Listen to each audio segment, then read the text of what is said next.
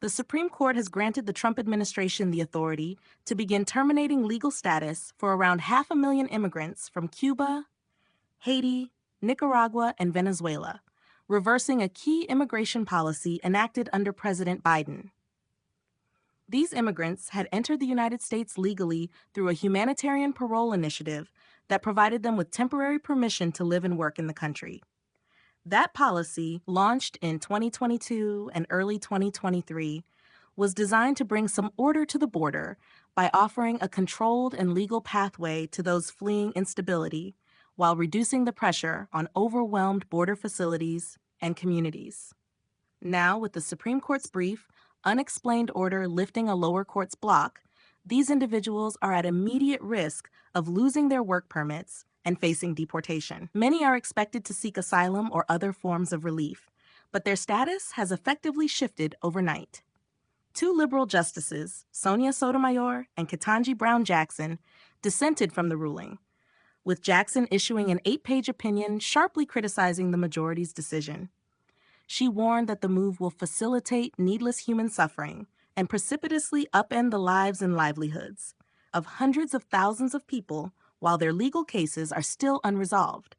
The decision stems from a March order by Homeland Security Secretary Kristi Noem that revoked legal status for participants in the CHNV, Cuba, Haiti, Nicaragua, Venezuela, parole programs, and gave them 30 days to leave the country.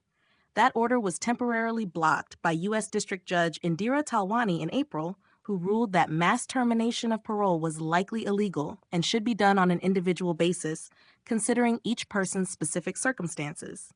However, the Supreme Court's decision now overrides that protection, allowing the administration to proceed with its plan immediately. President Trump and his team celebrated the decision.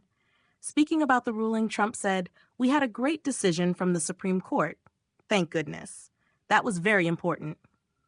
His aide, Stephen Miller, added, "You can't have a situation where the Biden administration can fly in 500,000 illegal aliens in the last 24 months, and we're having a conversation about, oh, maybe they should get to stay for life." While Miller's characterization ignores that the immigrants entered legally under a presidential authority, the administration is pressing forward with plans to revoke their status. Miller quipped, "Good news is the airplanes travel in two directions." The Supreme Court offered no reasoning for its decision, which is common for emergency docket rulings. However, the implications are far-reaching. Not only are the 500,000 immigrants in the CHNV programs affected, but immigrant rights advocates warn this could also jeopardize the legal standing of another 500,000 people admitted under similar parole authority, including Ukrainians, Afghans, and Central American children. The Biden-era parole programs were a response to humanitarian crises and part of a broader attempt to create orderly and legal immigration pathways, particularly in light of the chaos that often unfolds at the southern border. Legal advocates and immigration attorneys reacted with alarm to the ruling. Karen Tumlin of the Justice Action Center stated that the immediate result of the court's decision would be widespread fear and confusion. "We are about to see the consequences now of the Trump administration's mass deportation fantasy," she said. "And let me be clear, this is for a group of people who had lawful status until this morning, but who the Trump administration has forcibly rendered undocumented overnight, and that should send a shiver down everyone's spine."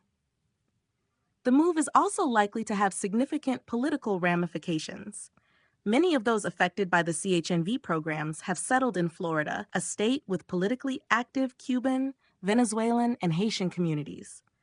The decision may generate backlash from U.S. citizens and legal residents who agreed to sponsor relatives and friends under the program, and who now face the prospect of their loved ones being deported, despite having complied with all legal requirements. The Trump administration argues that the parole programs were always discretionary and that DHS had clearly stated it could revoke parole at any time. In fact, then Homeland Security Secretary Alejandro Mayorkas made this point explicitly in 2023. Solicitor General John Sauer, representing the administration, emphasized that district courts do not have jurisdiction to review parole decisions and urged the Supreme Court to reverse what he described as a destabilizing trend of federal judges blocking nationwide immigration policies. He noted that while asylum claims remain an option, the administration intends to accelerate deportations through expedited removal processes, which bypass already clogged immigration courts. Still, critics argue that the administration's motives are less about legality and more about political optics and numbers. Immigrant rights advocates contend that the Trump administration is targeting parole recipients as a means to ramp up deportation statistics. Given that DHS has comprehensive data on these individuals, including their addresses and sponsors, enforcement becomes a matter of logistics.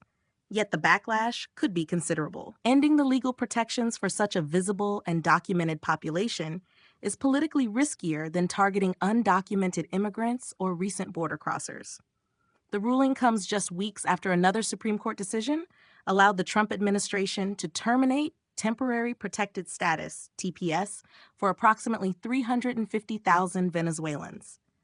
TPS is granted to individuals from countries experiencing war or natural disasters, and it halts deportations while authorizing recipients to work in the U.S.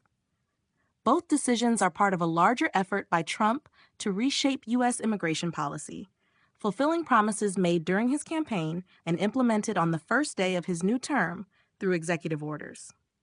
In response to the March announcement by Secretary Noem, a class action lawsuit was filed by immigrant advocates in Boston, arguing that such sweeping cancellations violate the requirement that parole decisions be made individually. Judge Talwani's ruling echoed that sentiment, insisting the secretary must consider the specific reasons each person was granted parole. However, the Supreme Court has now overturned that safeguard, leaving hundreds of thousands of people in limbo, stripped of legal status, and facing a profoundly uncertain future in the country they were once permitted to call home.